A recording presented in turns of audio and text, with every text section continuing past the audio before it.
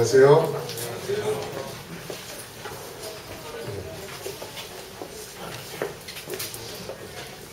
이제 금년도 얼마 남지 않았습니다.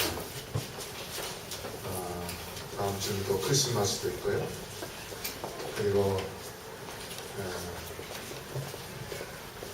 오늘 동짓날이죠. 어제가 동짓.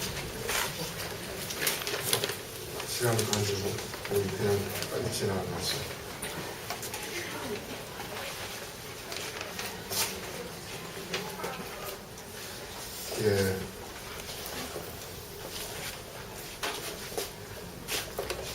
오늘 여러분에게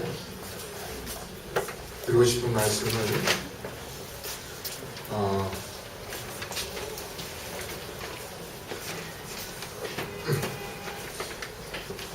빗나간 종말론, 빛나는 종말론 라는 제목으로 말씀을 드립니다.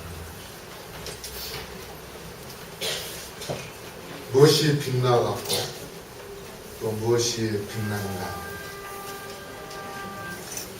우리 본문 마태복음 24장 24절 말씀을 같이 읽도록 하겠습니다. 시작. 거짓 그리스도들과 거짓 선지자들이 일어나 큰 표적과 기사를 보이어 할 수만 있으면 택하신 자들도 미혹하게 하리라. 이 말씀은 예수님께서 예루살렘 성전에 들어갔다가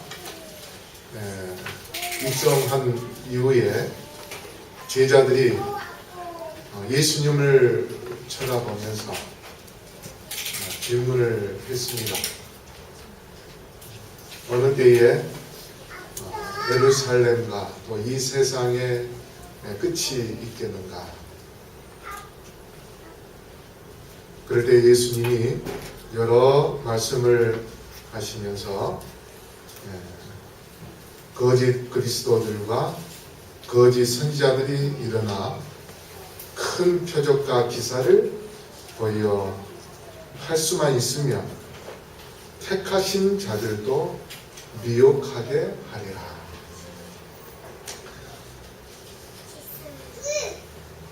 이 거짓 선지자라는 단어가 신구약에 12번 나옵니다. 그 중에 구약에는 한 번, 스가랴서 13장 2절에 한 번 나오고, 신약 성경에는 11번 나옵니다. 계시록에서만 3번 나옵니다. 그렇다면 이 거짓 선지자라는 말은 예수님의 초림과 관련이 있는 것보다 예수님의 재림과 관련이 있고 세상의 끝에 나타날 그러한 징조요 또 그러한 존재라는 것을 보여주고 있고요. 그 다음에 재림 전에도 예루살렘 멸망 때에도 또 이 거짓 선지자가 또 거짓 그리스도가 나타나는 그러한 일이 있었습니다. 제가 왜 오늘 이 말씀을 드린다면 여러분이 다 알다시피 금년도 2012년도에 종말이 온다. 그건 왜냐하면 마야 달력에 2012년 12월 21일까지가 있고 그 이후로는 달력이 나타나지 않기 때문에 2012년 12월 21일 날 이 세상은 끝이 날 것이다. 그렇게 해서 영화 제목 2012라는 그런 제목으로 영화도 나왔습니다. 그래서 많은 사람들이 그 영화를 보고 나서 2012년도에 이 지구가 멸망당했구나 하는 그런 공포 속에 두려움 가운데 빠진 그러한 사람들이 있습니다. 왜 그렇게 된가? 이 마야 달력은 기원전 3014년 3114년 8월 13일 시작하고 마야의 그 달력이 394년 주기로 그렇게 넘어가는데 그걸 박툰이라고 한답니다.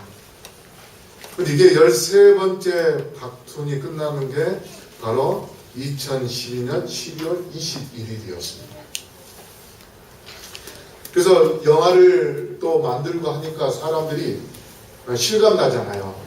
아, 저런 영화처럼 이 지구가 멸망을 당하면 어떻게 할까 하는 그런 공포에 빠지게 되었고, 무엇보다도 경제적으로 유럽이나 그리스 이쪽에 그쪽에가 굉장히 어려워져 가고 또 전 세계적으로 그 경제적인 영향도 받고 하니까 더더욱 사람들이 뭔가 심각한 일이 벌어지겠구나 하는 그런 마음을 갖게 되었습니다. 특히 이 중국에서는 더 극성이었습니다. 무엇보다도 이 전능신이라는 자가 나타나가지고 이 전능신이 더 사람들로 하여금 종말론에 빠지게 되는 그러한 일이 벌어져서 국가에서 중국에서 도저히 안 되겠다 해가지고 전능신을 믿는 그러한 사람들을 몇십 명씩 감옥에 잡아 가두는 그러한 일이 있었는데, 그 전능신은 누구냐면 성경에 나오는 크고 붉은 용이 바로 용을 상징하는 중국 공산당을 이야기하면서 그들과 한판 대결을 할 것이다. 그래서 이 자오웨이산이라는 사람이 자기는 전능신이다 그렇게 해가지고 1989년에 창시하고 1995년도에 이 사교라 하죠. 사이비 종교가 극성을 이제 부리게 됩니다. 그렇게 해서 그들의 주장은 전 세계적으로 수백만 명에 이를 것이다. 그렇게 이야기한다. 근데 무엇보다 이 중국이 염려하는 것은 그렇게 극단적인 행동을 이제 혹시나 자결을 한다든지 하는 그러한 행동을 할까 하는 염려를 해서 그것을 진압하기 위하여 굉장히 예를 쓴 그러한 것이 요새 최근에 계속 매스컴에 나오고 있습니다. 근데 이 마야의 문명에서 2012년 12월 21일 날 이제 세상이 끝이 난다고 하게 된 것은 전쟁과 창조의 신인 언론 욕태 그에 의해서 이러한 일이 일어나게 될 것이다. 그렇게 했지만, 그러나 정작 이 마야는 어디냐면 멕시코의 남쪽과 과테말라의 북쪽 그 경계에 있는 것인데요. 그런데 그 마야의 후손들은 전혀 2012년 12월 20일 날 지구 멸망하는 것에 대해서 믿지 않는다는 것입니다. 그 다음에 노스트라다무스라는 불란스의 의사였기도 하고 예언자인 그가 책을 만들었었는데 그게 1982년에 로마 국립중앙도서관에서 발견을 했습니다. 거기에 세 개의 달과 한 개의 태양의 그림이 세 번의 월식과 한 번의 일식이 나타나는데, 그때에 바로 2012년대 바로 이 2012년도에 이 지구가 종말한다 하는 그런 또 예언을 했습니다. 거기에다 또 주역에서도 중국에 있는 주역인데요. 거기에서도 2012년 12월 21일 날 이 세상이 끝날 것이다. 또 그렇게 예언을 했습니다. 그 다음에 웹봇이라는 것이 있는데 세계 인터넷상에 있는 모든 자료를 집어넣어가지고 경제적인 그런 그래픽을 예측하는 그런 프로그램을 만들었는데, 이 프로그램에 의해서 2001년 9월 11일 날 테러가 일어날 그러한 사건들과 콜롬비아 우주 왕복선 참사, 그 다음 2004년 인도양 지진 뭐 이런 것들이 예측을 하게 되는, 그래서 이 웹봇이 예측한 것이 2012년 12월 21일 날 분명히 어떤 사건이 일어날 것에 대하여 또 예언을 합니다. 그런데 예수님은 사도행전 1장 7절에 뭐라고 말씀하십니까? 우리 다 같이 한번 읽어볼까요? 시작. 가라사대 때와 기한은 아버지께서 자기의 권한에 두셨으니 너희의 알 바 아니요. 자, 마야의 달력대로 만약에 예언이 성취되었다면 지금 우리는 이 세상 사람이 아닙니다. 이미 어때요? 이 지구가 그저께 다 끝났어야 됩니다.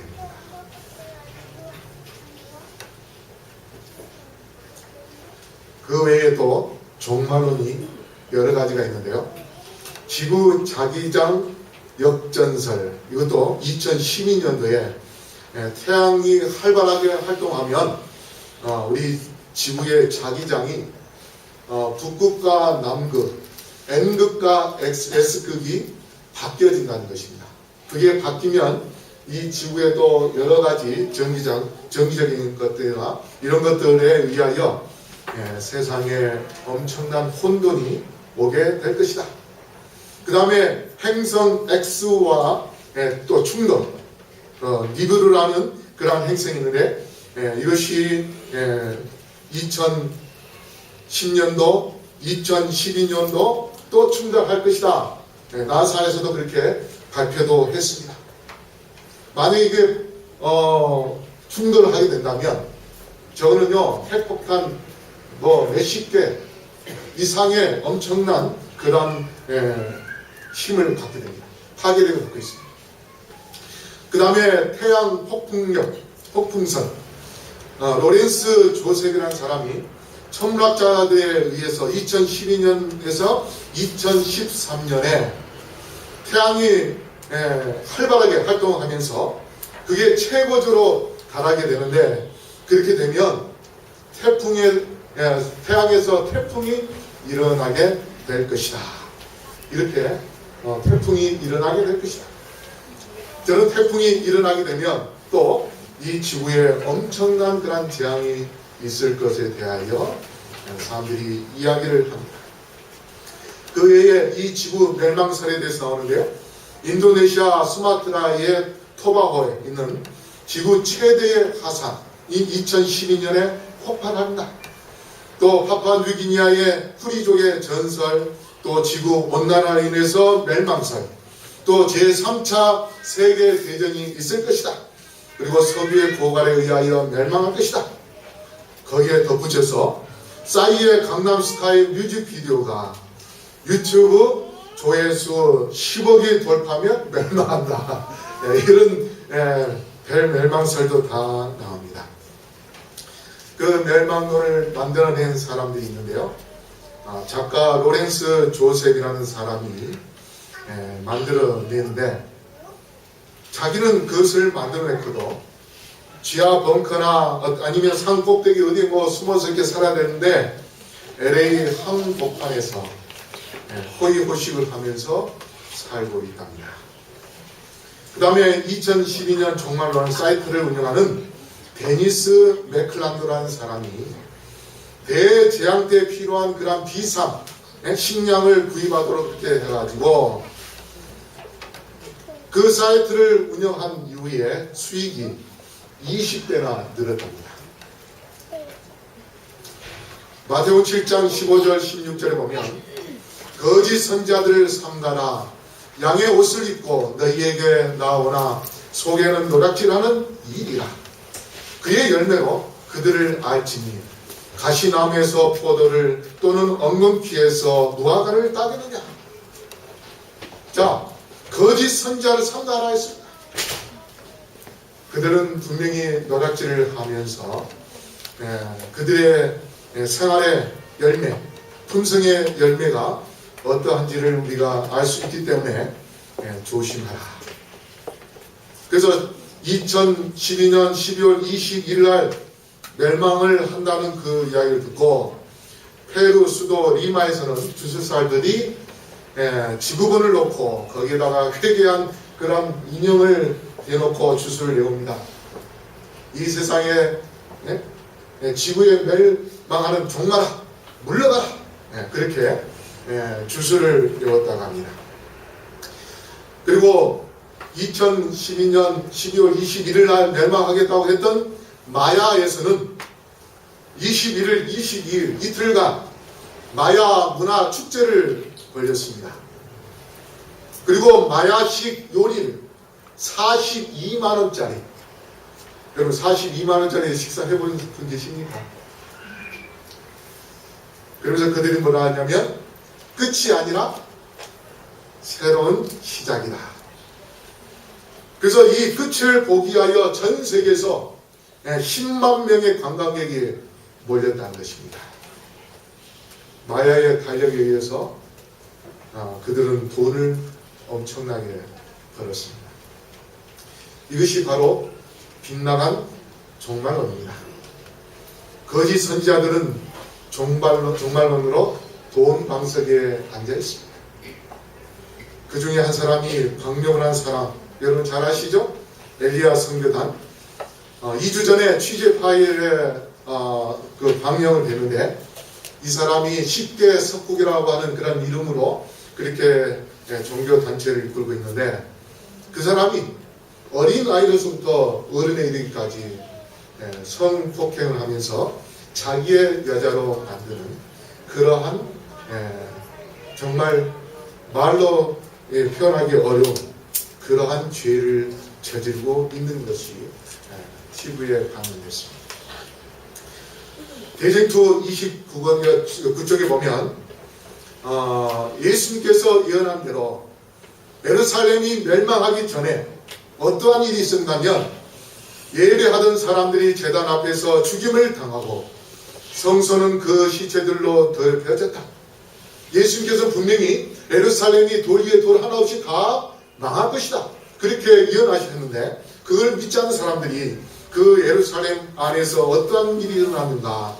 그럼에도 불구하고 그 흉악한 사건의 선동자들은 예루살렘이 하나님의 도성이므로 멸망될 염려가 없다는 그들의 맹목적이며 모독적인 억측을 공공연하게 주장하였다.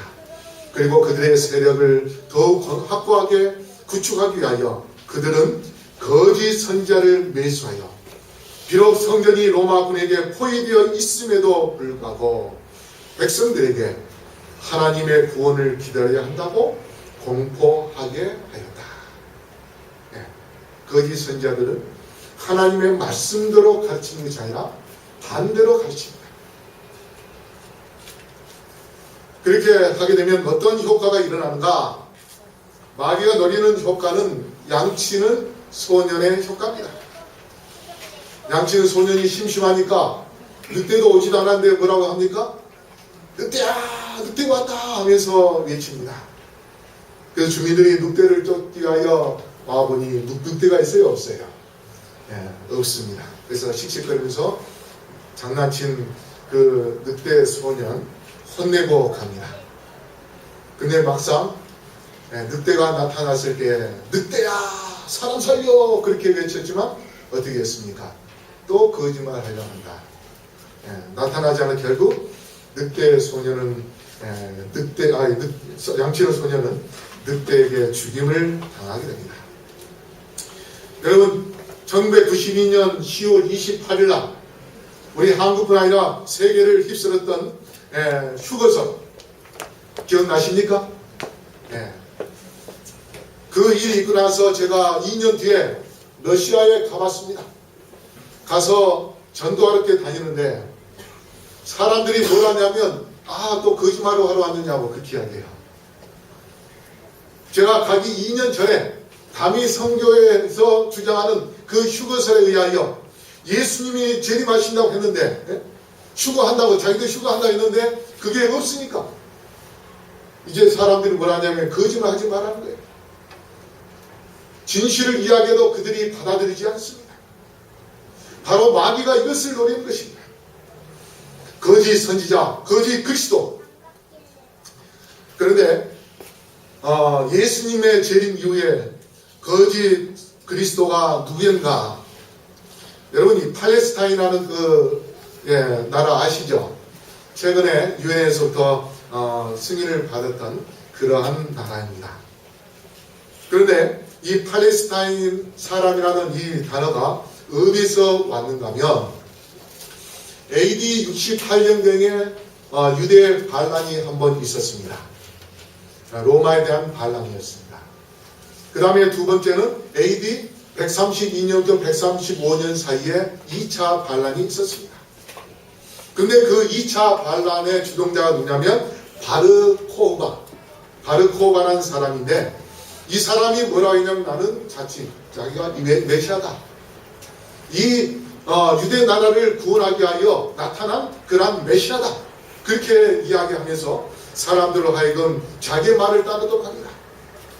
그런데 그 가짜 메시아에 의해서 반란이 일어나가지고 유대인들이 얼마나 죽었는가 하면 50만 명 이상 죽었습니다.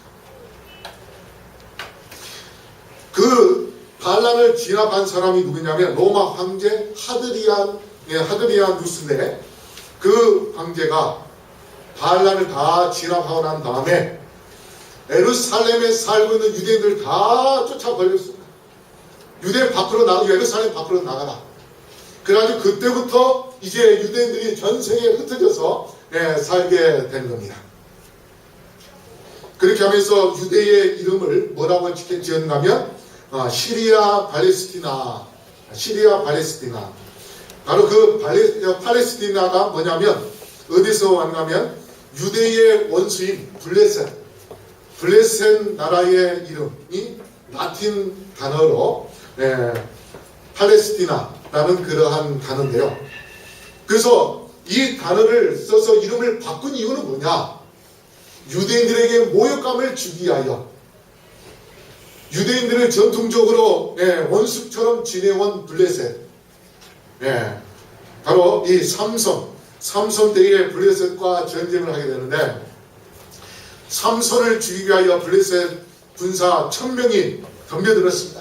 전쟁이 있었습니다. 삼손은 무기도 없었어요.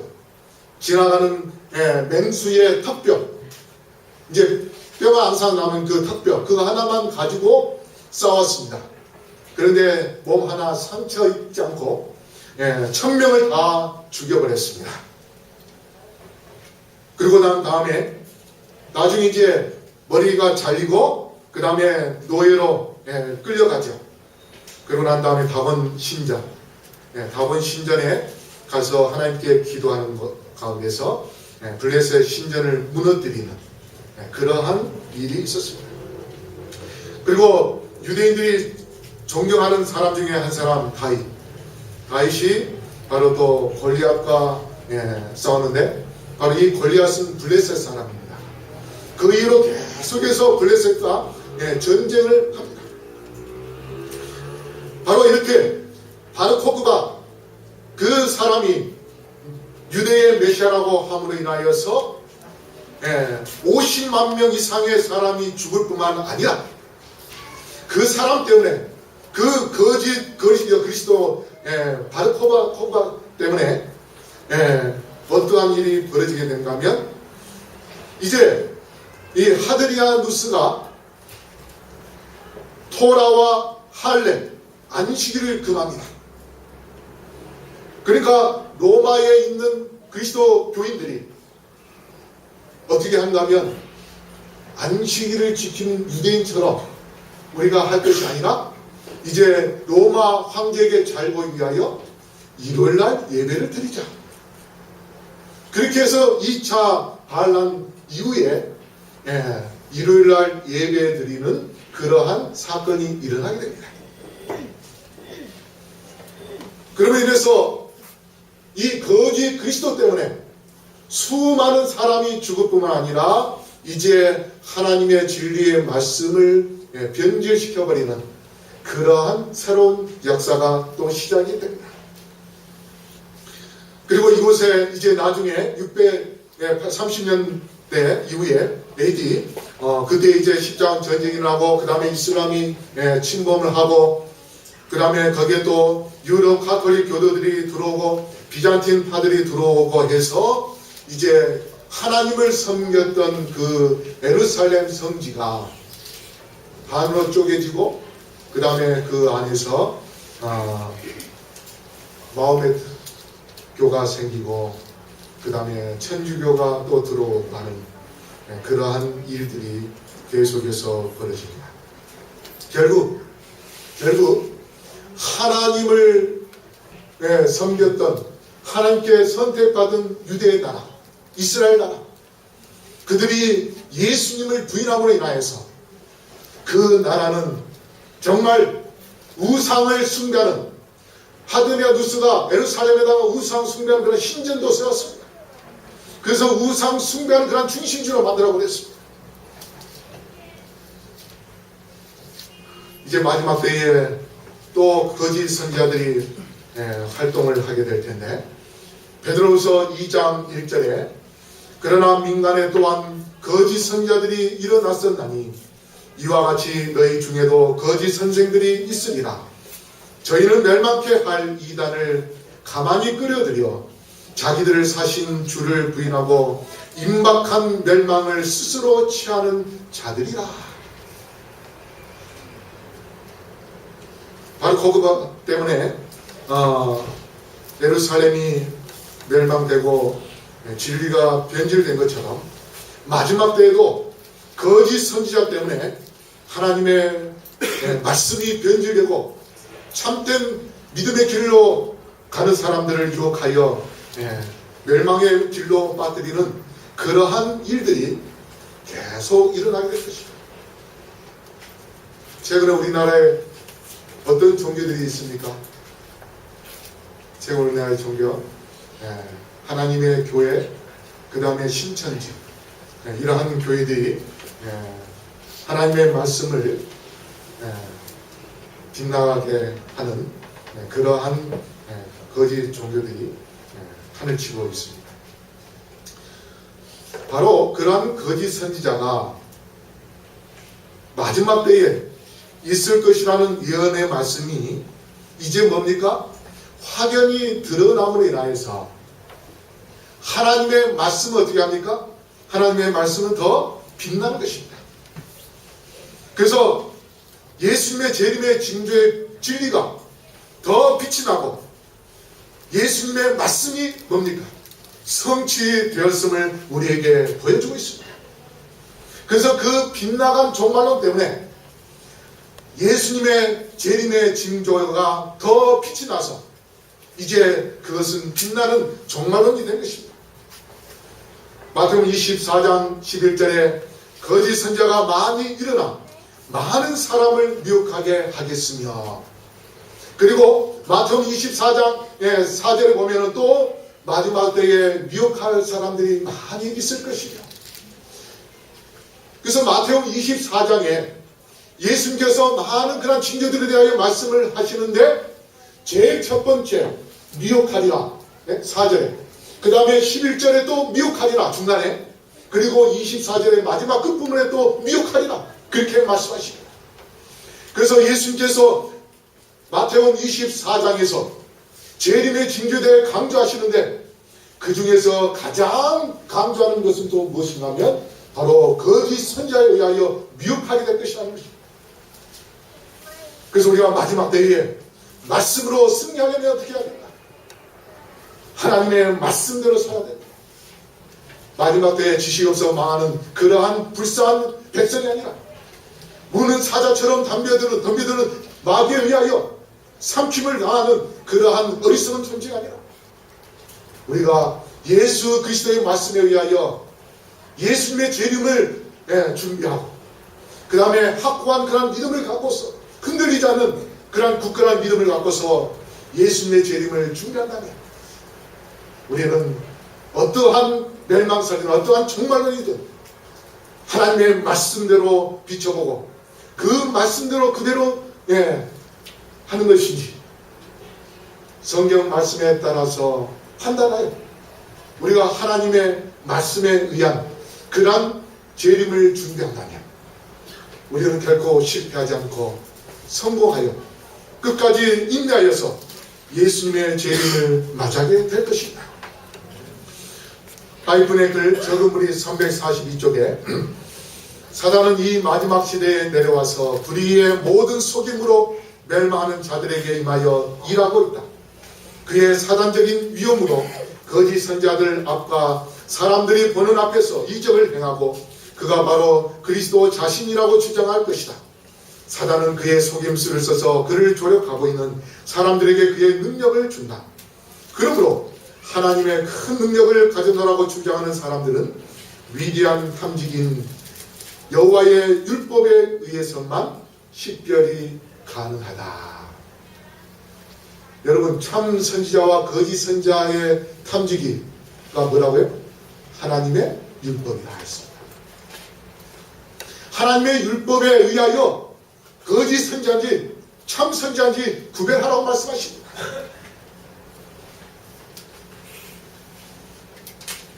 그러면서 또 마가복음에 우리에게 이르소서 어느 때에 이런 일이 있겠사오며 이 모든 일이 이루려 할 때에 무슨 징조가 있사오리까? 예수께서 이르시되 너희가 사람의 미혹을 받지 않도록 주의하라. 이게 마태복음 24장에 나오고 마가복음에도 나오는 성경책이에요. 우리가 마지막 때에 사람의 미혹을 분명히 받게 될 것입니다. 그런 미혹을 받게 될 때에 우리가 예수 그리스도를 바라보며 십자가를 의지하며 그래서 하나님의 말씀에 의하여 우리가 굳게 선다면 우리는 흔들림 없이 예수님의 재림을 맞이하게 될 것이고 그래서 우리는 하늘나라에 들어가서 참으로 주님께서 우리에게 준비하신 처소에 들어갔구나 또 멸망을 받아쓰고 그래서 영원토록 예수님을 노래하는 그러한 하나님의 백성이 될 수 있음을 여러분 기억하시고 이러한 종말론과 이러한 멸망설 이런 것들에 의하여 흔들리지 말고 끝까지 하나님의 말씀에 철저하게 서서 승리하셔서 우리 모두 다 저 하늘 번영에 들어가게 되시기를 이 시간에 간절히 바라면서 오늘 말씀을 마치겠습니다.